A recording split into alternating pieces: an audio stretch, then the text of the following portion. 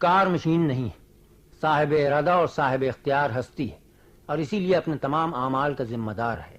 اس کا ہر عمل اس کے اپنے ارادے کے ماتحت وجود میں آتا ہے، اور نیت اسی ارادے کی روح ہے۔ اب جیسی نیت ہوگی ویسا ہی اس کا عمل ہوگا۔ قرآن حکیم میں سورہ زمر کی ایک آیت ہے، قل انی امرت ان اعبد اللہ مخلصا لہ الدین، کہہ دیجئے کہ مجھے حکم دیا گیا ہے کہ دین کو اللہ کے لیے خالص کر کے اس کی بندگی کروں۔ یہی اخلاص عمل ہے، اور اس کا بنیادی تعلق نیت سے ہے۔ حضور اکرم محمد رسول اللہ صلی اللہ علیہ وسلم نے اسی کی وضاحت میں یہ فرمایا ہے کہ انما الاعمال بالنیات وانما لکل امرئ ما نوى، اعمال کا دار و مدار نیتوں پر ہے۔ آدمی کے حصے میں صرف وہی آئے گا جس کی نیت اس نے کی ہوگی۔ پھر یہ بھی فرمایا کہ اللہ تمہاری صورتوں کو اور مال و متاع کو نہیں دیکھتا، بلکہ تمہارے قلوب کو اور اعمال کو دیکھتا ہے۔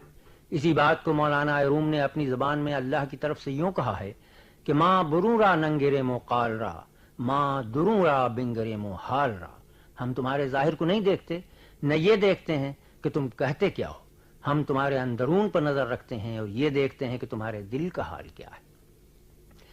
نیت عزم قلبی کا نام ہے، اسی لیے قبولیت عمل کی بنیاد نیت عمل ہے۔ حضور اکرم صلی اللہ علیہ وآلہ وسلم کا یہ ارشاد جو حضرت ابو ہریرہ سے مروی ہے کہ انما یبعث الناس علی نیاتہم، قیامت کے دن لوگ اپنی اپنی نیتوں پر اٹھائے جائیں گے، اس کی ایک تشریح حضور کے دوسرے ارشاد میں یوں ہے، اور یہ حضرت عبداللہ ابن عمرو کا بیان ہے۔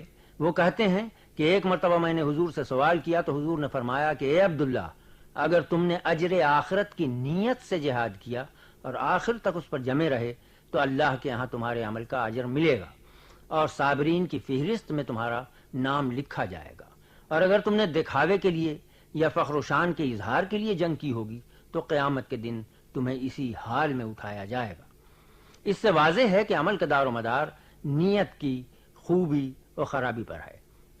مثلا دیکھیے حضور کا ایک ارشاد یہ ہے کہ من ہم بحسنۃ ولم یعملھا کتبت لہ حسنہ، اگر کسی نے کسی اچھے عمل کا ارادہ تو کیا لیکن اس عمل کا موقع اسے نہ مل سکا، تب بھی وہ اچھائی اس کے نامہ اعمال میں لکھ لی جائے گی۔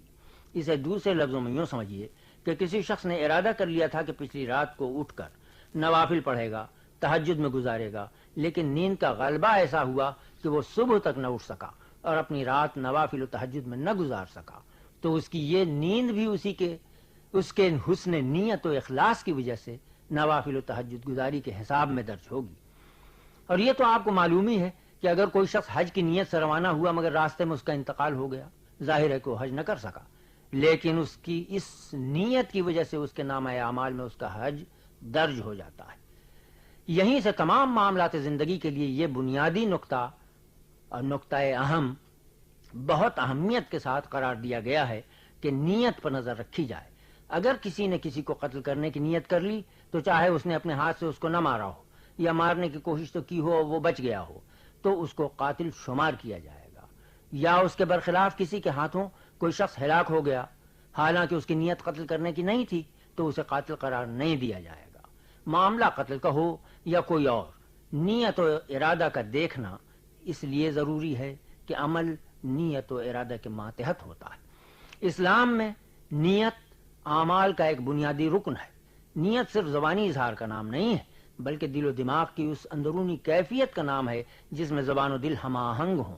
نماز، روزے اور دوسری عبادات کے لیے باقاعدہ نیت کرنے کا طریقہ جو سکھایا گیا ہے وہ اسی بنا پر ہے۔ انسانی اعمال میں نیت کا دخل اتنا گہرا ہے کہ اس میں اگر ذرا سا بھی کھوٹ پیدا ہو جائے تو اچھے سے اچھا عمل تباہ ہو کر رہ جاتا ہے۔ مثلا کسی نے عقد نکاح کیا، یہ بہت اچھا اور مبارک عمل ہے، لیکن اس نے نیت یہ رکھی کہ دین مہر ادا نہیں کرے گا تو از روئے فرمان نبوی اس کا شمار بدکاروں میں ہوگا۔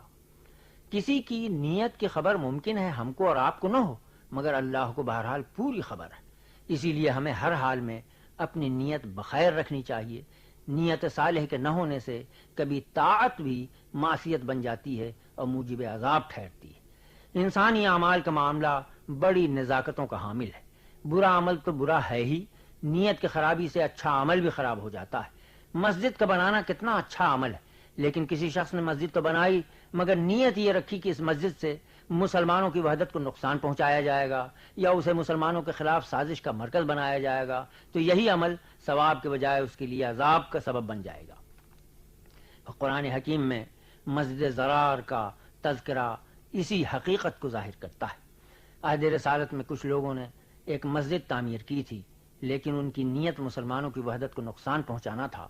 قرآن حکیم نے بتایا کہ یہ منافقین ہیں، اور حضور کو حکم یہ دیا کہ اس میں قدم بھی نہ رکھیے گا، اور حضور نے اس نام کی مسجد کو اکھڑوا کے پھینکوا دیا۔ وحدت امت اس قدر اہم تھی، اور بدنیتی کی تعمیر مسجد بھی اس قدر بری تھی۔ اسلام کو نیت کی پاکیزگی، قلب کی طہارت اور عمل کا اخلاص مطلوب ہے۔ نماز، روزہ، حج اور زکوٰۃ و جہاد سب کے لیے یہی شرط ہے۔ رمضان کے روزے کی نسبت حضور کا ارشاد ہے کہ من صام رمضان ایمانا و احتسابا غفر له ما تقدم من ذنبه، جس نے رمضان کے روزے ایمان کے ساتھ اور احتساب نفس کے ساتھ رکھے اس کی پچھلی خطائیں معاف ہو جائیں گی۔ مطلب واضح ہے کہ جس نے بھی ایسا کیا گویا اس نے اپنے ذہن و فکر کو اور علم و عمل کو درست کر لیا۔ یہ درستی اس کی شخصیت کو استحکام کی راہ پر لے جانے والی ہے۔ اب وہ پھر کبھی پچھلی لغزشوں کو نہیں دہرائے گا۔ یہ زندگی کو بنانے اور سنوارنے کا عمل ہے جس میں حسن نیت اور حسن ارادے کو بنیادی حیثیت حاصل ہے۔ اگر کسی نے یہ سمجھ لیا کہ سال بھر الٹی سیدھی حرکتیں کرتا رہے مگر رمضان کے روزے رکھ لے گا تو پچھلی خطائیں سب معاف ہو جائیں گی، تو اس کی یہ نیت ہی اتنی فاسد ہے کہ اس کے ہر اچھے عمل کو تباہ کر دے گی۔ وَاعْلَمُوا أَنَّ اللَّهَ يَعْلَمُ مَا فِي الصُّدُورِ فَاحْذَرُوهُ، یاد رکھو اللہ اس کو بھی جانتا ہے جو تمہارے نہا خانہ دل میں پوشیدہ ہے، لہذا اس سے ڈرو اور حذر کرو۔ یہ انتباہ اسی لیے ہے کہ تم اپنے ظاہری عمل سے اوروں کو تو دھوکہ دے سکتے ہو مگر اللہ کو نہیں دے سکتے، کیونکہ وہ سب کچھ دیکھ رہا ہے۔ روزہ صرف بھوکے اور پیاسے رہنے ہی کا نام نہیں ہے۔ ہمیں روزہ بھی حسن نیت، پاکیزگی خیال اور اخلاص کے ساتھ رکھنا چاہیے اور اس کی تمام شرطیں پوری کرنی چاہیے تاکہ اس کا مقصد پورا ہو، تقوی حاصل ہو اور ہماری شخصیت بگڑنے کے بجائے سنور جائے، سنبھل جائے اور ہم سیدھی راہ پر بڑھتے چلے جائیں۔